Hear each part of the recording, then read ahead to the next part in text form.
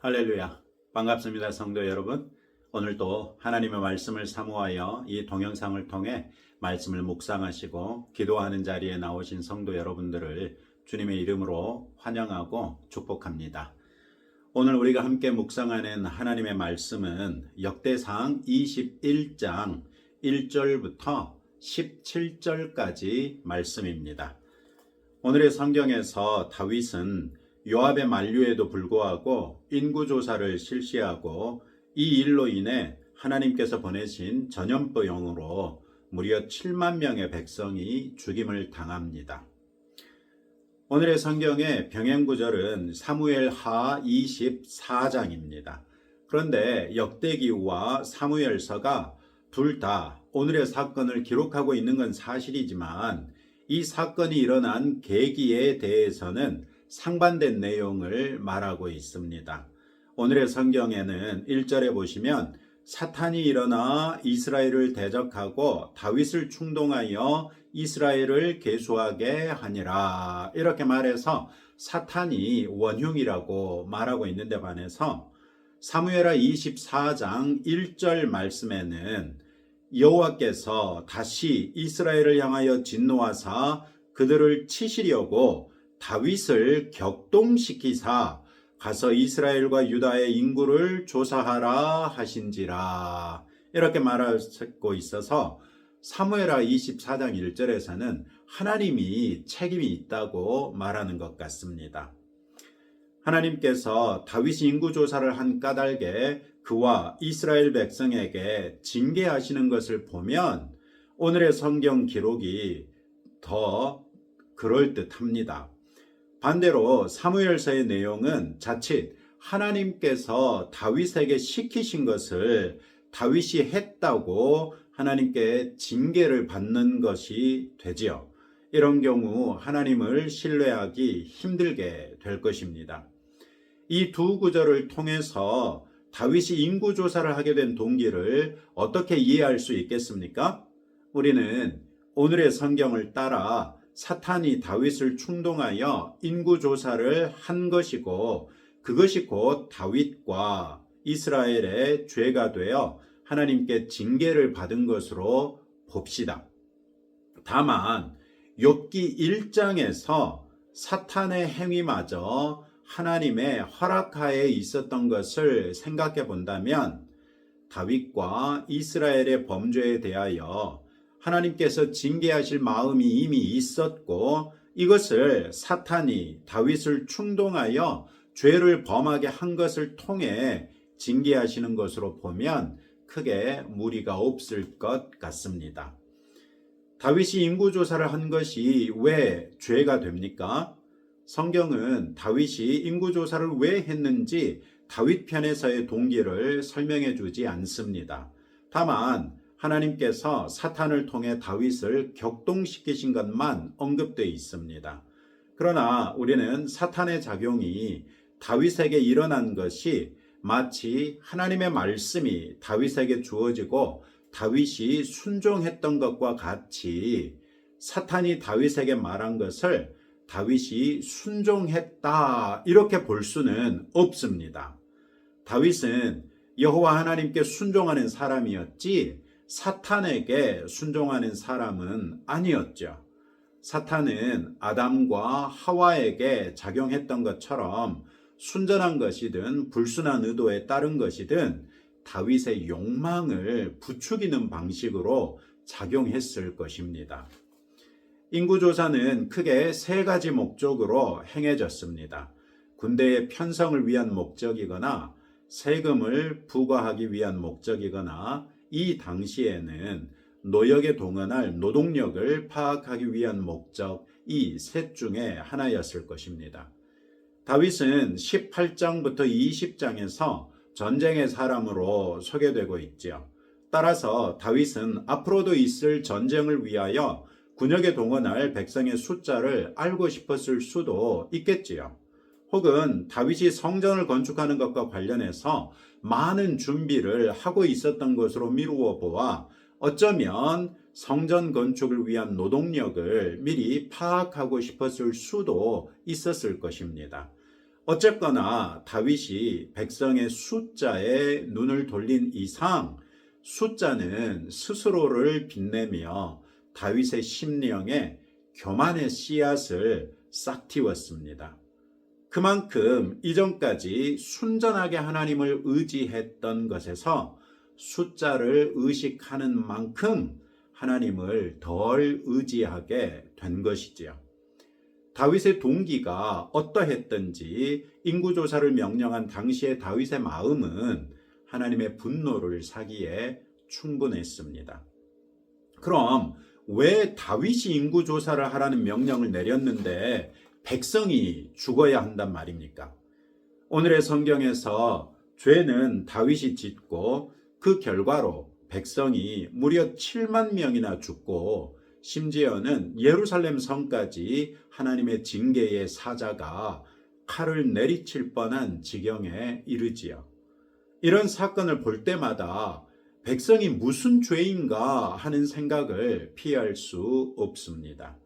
이런 궁금증은 언약을 올바로 이해하면 해소될 수 있습니다.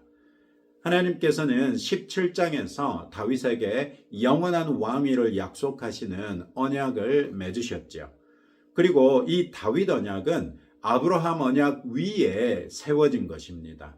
하나님께서 아브라함을 택하시고 창세기 15장 8절에서 그날에 여호와께서 아브라함과 더불어 언약을 세워 이르시되 내가 이 땅을 애굽강에서부터 그 큰 강 유브라데까지 내 자손에게 주노니 이렇게 말씀하십니다. 하나님께서 아브라함과 언약을 세우셔서 가나안 땅을 주시겠다고 약속하신 것이죠. 이 말씀은 창세기 12장에서 하나님께서 아브라함을 부르신 이유이기도 했습니다. 이 언약으로서 아브라함의 후손은 하나님의 백성이 되고 하나님께서는 아브라함의 후손들의 하나님이 되셨습니다. 아브라함의 후손들은 물론 이스라엘 백성이고 다윗은 아브라함으로부터 1000년 이상 지난 후에 온 이스라엘 백성의 왕이 되지요. 하나님께서 다윗에게 약속하신 왕위 역시 기본적으로는 이스라엘 백성 위에 세우시는 왕을 말씀하셨습니다. 따라서 다윗 언약은 곧 다윗에게 허락하시는 복을 통하여 그가 다스리는 이스라엘 백성을 복되게 하시겠다는 언약이지요. 반대로 다윗과 그의 집안에 내리는 징계로 인하여 이스라엘 백성 역시 징계를 피할 수 없을 것이라고 말씀하시는 것이기도 하지요. 이 언약 안에서 다윗과 백성은 왕과 백성으로서 서로 뗄 수 없는 관계로 묶여 있는 것입니다. 왕이 없고서는 나라가 성립되지 않으니 백성이 있을 수 없고 백성이 없는 왕 역시 있을 수 없지요. 오늘의 성경에서 다윗은 백성이 무려 7만 명이나 죽는 것을 보고 17절에서 명령하여 백성을 계수하게 한 자가 내가 아니니까 이렇게 자신의 책임을 고백하면서 백성에게 더 이상 재앙을 내리지 마실 것을 간청하지요. 자신의 죄 때문이라는 걸 고백하고 있는 것입니다. 우리는 이 사건을 통해서 숫자에 미혹되지 말아야 하겠다는 교훈을 얻습니다. 숫자는 우리를 교만하게도 하지만 정반대로 의기소침하게도 합니다. 월급이 많으면 기분이 좋지만 지난달보다 조금이라도 적으면 그것대로 기분이 나쁩니다. 교회의 성도들이 많으면 힘이 나고 결석자들이 많아지면 기운이 빠지지요. 심지어는 우리 생활에 거의 관계가 없는 스포츠 경기에서도 우리가 응원하는 팀이 1대 0으로 이긴 것보다는 5대 0으로 이길 때 더 기분이 좋지요. 이처럼 숫자는 우리에게 실제적인 효과는 별로 없으면서도 우리를 교만하게도 하고 낭망하게도 하고 기분이 좋게도 하고 기분이 나쁘게도 합니다. 어쩌면 다윗은 온 이스라엘의 왕이 되어 나름 선정을 베풀었고 전쟁에 연이어 승전하면서 자신의 성과를 중간 점검하고 싶었을 수도 있겠지요. 그러나 그것 자체가 자신의 업적을 기리고자 하는 의도, 즉 자신을 위하여 한 행위이기 때문에 하나님 앞에서는 죄가 될 수밖에 없었습니다. 우리를 미혹하는 숫자의 유혹을 이겨내시기 바랍니다. 어떻게 이길 수 있습니까? 숫자로 셀 수 있는 외향적인 것에 현혹되지 말고 우리의 중심을 다스리시면 됩니다. 우리의 중심에서 하나님에 대한 흔들림 없는 믿음을 견지하십시다. 성경에 기록된 수많은 전투에서 숫자가 승리를 결정하지 않았습니다. 항상 하나님께서 승리의 결정 요인이셨죠. 이처럼 우리 삶의 성패 역시 숫자로 평가되지 않습니다. 하나님께서 나와 함께 계셨고 내가 하나님과 함께 하면서 하나님의 뜻과 하나님의 나라를 위하여 내가 중심을 다하여 헌신했는가가 우리 인생의 성패를 결정합니다. 숫자로 뻐기는 그런 마음을 쳐서 온전한 예배자로 하나님 앞에 겸손하게 낮추십시다. 어찌된 영문인지 인구조사의 결과를 받아든 다윗은 10절 말씀, 사무엘하 10절 말씀을 제가 인용했는데요. 그의 마음에 자책하고 다윗이 여호와께 아뢰되 내가 이 일을 행함으로 큰 죄를 범하였나이다. 여호와여 이제 간구하옵나니 종의 죄를 사하여 주옵소서. 내가 심히 미련하게 행하였나이다. 오늘의 성경에서도 거의 비슷하게 말하고 있지만 앞부분 그의 마음에 자책하고 이 말이 안 표현되어 있지 않아서 제가 사무엘하 24장 10절에서 가져왔는데요. 이 말은 인구조사를 명령할 때만 해도 다윗은 그것이 죄라는 것을 인식하지 못했거나 설령 인식했더라도 강행했다는 말이지요.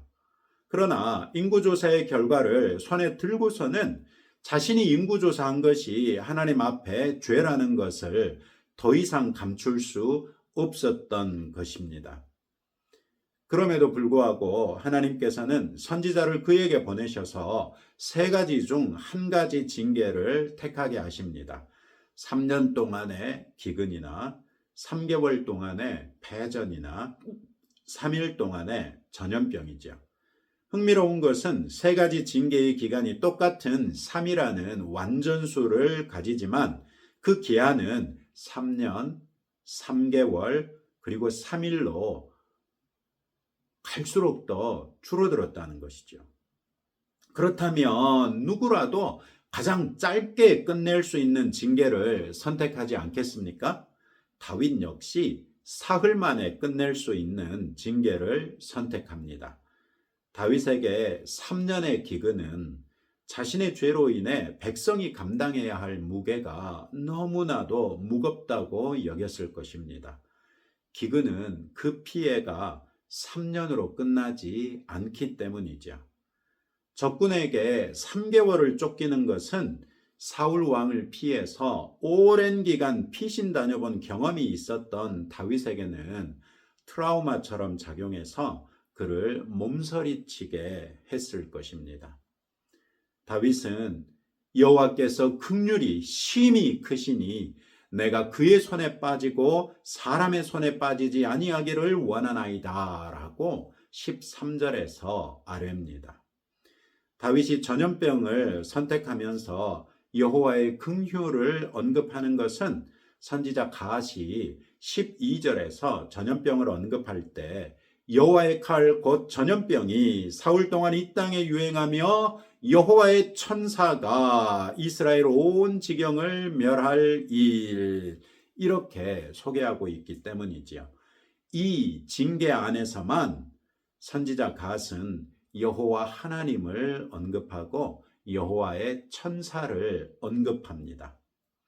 다윗은 설령 하나님께서 사흘 동안의 전염병을 말씀하셨더라도 하나님의 크신 긍휼을 기대하며 전염병을 선택했다는 것입니다.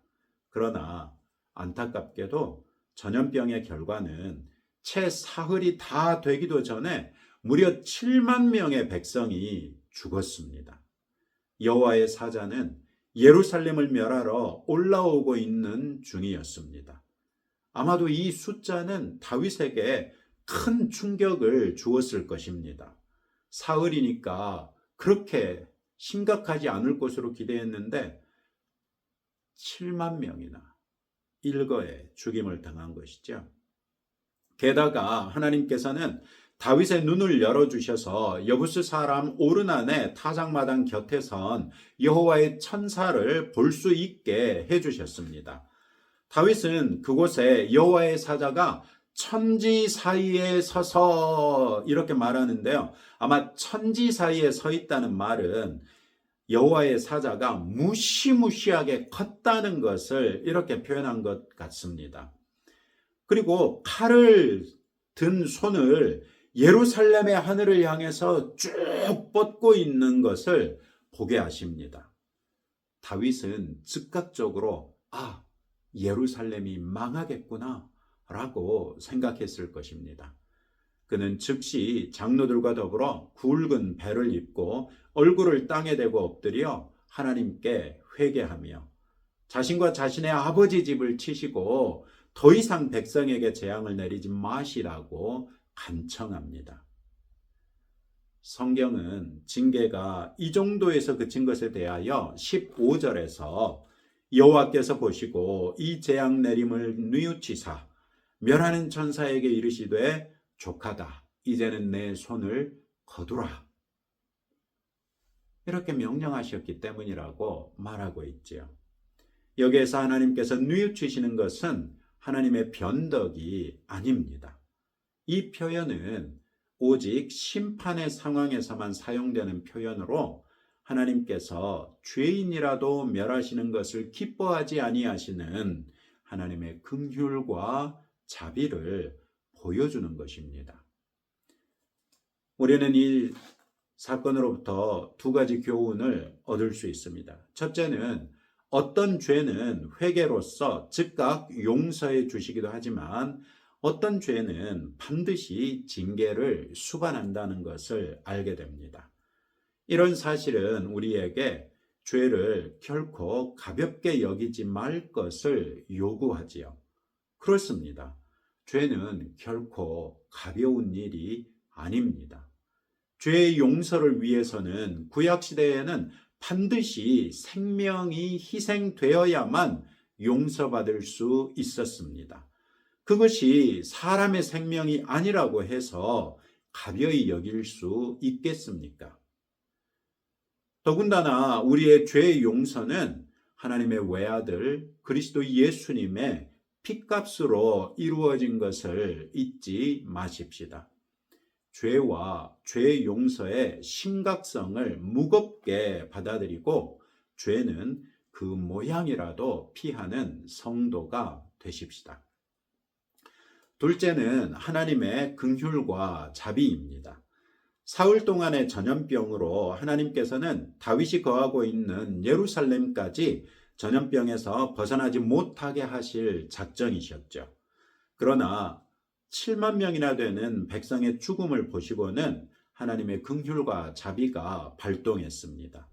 악인이라도 자기 죄 가운데 죽는 것을 기뻐하시지 않는 하나님께서 아브라함의 언약과 다윗 언약으로 인해서 하나님의 언약 백성이 된 이스라엘 백성이 죽어나가는 것을 어찌 덤덤하게 보실 수 있었겠습니까? 하나님께서는 노하기를 더디하시고 인자와 자비가 한량없으신 하나님이시라는 것을 늘 기억하십시다. 죄를 인지했을 때 즉시 회개로서 하나님 앞에 엎드리십시다. 하나님께 징계를 당하는 것이 그나마 하나님의 인자와 자비 아래 있는 것임을 기억하며 오히려 하나님 앞으로 나올 수 있는 주의 자녀들 되시기를 주님의 이름으로 축복합니다. 오늘 이런 말씀을 의지해서 다음과 같이 함께 기도하겠습니다. 숫자에 미혹되지 않고 중심을 다하여 하나님을 믿고 신뢰하는 성도 되도록, 죄를 무겁게 인식하고 죄는 그 모양이라도 피하는 성도가 되며, 죄를 깨닫는 즉시 감추지 않고 하나님 앞에 회개하며 나오는 성도 될 수 있도록 기도하겠습니다. 우리가 그간 기도했는데 중국의 귀주성의 두 목사님도 풀려나시더니 바로 오늘 뉴스에서 미국이 다시 유학생 비자를 발급하기 시작했다는 뉴스를 보았습니다. 오래 기도하지 않아도 이렇게 신속하게 응답해 주신 하나님께 감사드리고, 꼭 우리 온유에게 비자가 나올 수 있도록 계속해서 기억하시고 기도해 주시면 감사하겠습니다. 이제 우리 나라를 위해서도 계속 기도하겠는데, 나라가 결코 조용하지 않지요. 새로운 대통령이 새로운 정부를 구성해야 될 뿐만 아니라 또 국회에서도 하반기 원 구성 때문에 실랑이가 적지 않을 것이고, 또 세 가지 특검이 발동되기 시작하면서 여러 가지로 정말 우리가 기도할 수밖에 없는 상황인 것을 다들 아실 것입니다. 우리 나라를 사랑하는 마음으로 하나님 앞에 기도하며 나아가십시다. 하나님 아버지 감사합니다. 오늘 또 우리가 숫자에 미혹되지 않고 중심을 다하여 하나님을 믿고 신뢰하는 주의 자녀가 되기를 원하시는 마음과, 죄를 무겁게 인식하고 죄는 그 모양이라도 피하는 성도가 되며, 죄를 깨닫는 즉시 감추지 아니하고 하나님 앞에 회개하며 나올 것을 촉구하셨습니다. 아버지의 말씀대로 행하는 성도요 주의 자녀되게 하옵소서. 주님, 우리가 귀주성의 두 분 목사님을 위하여 기도했던 것과 온유가 미국 유학 갈 수 있는 길이 열리기를 위해서 기도했던 그 기도에 신속하게 응답해 주신 것을 감사합니다. 아버지 하나님께서 우리가 간절하게 기도하고 있는 바, 우리 나라를 위하여 기도할 때 성령 하나님을 통해 우리가 무엇을 위하여 기도해야 할지 일러주시고, 아버지께서 말씀하시는 대로 더욱 열심히 나라를 사랑하는 마음으로 기도하는 자들 되게 하사, 우리의 기도로서 우리 대한민국이 의로운 나라요 정의로운 나라가 될 수 있도록 은혜 베풀어 주옵소서. 예수님 이름으로 기도합니다. 아멘. 이제 여러분들의 기도 제목들 가지고 주님 앞에 나아가시기 바랍니다.